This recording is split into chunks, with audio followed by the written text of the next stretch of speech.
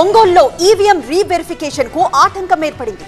Supreme court guidelines ప్రకారం జరగడం లేదంటూ మాక్ పోలింగ్ ను వైసీపీ బహిష్కరించింది. ఆ ఫుల్ డీటెయిల్స్ చూద్దాం.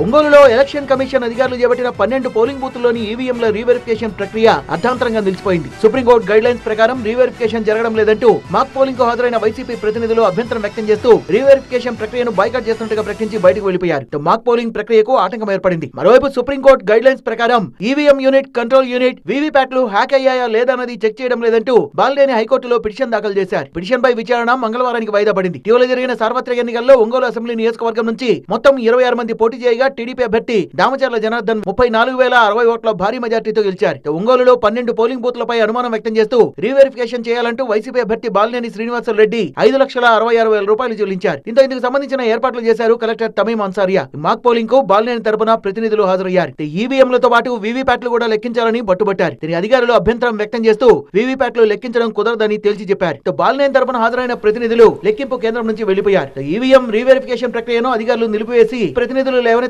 అభ్యంతరాలని ఈసీకి రిపోర్ట్ చేస్తామన్నారు కలెక్టర్ తమీం.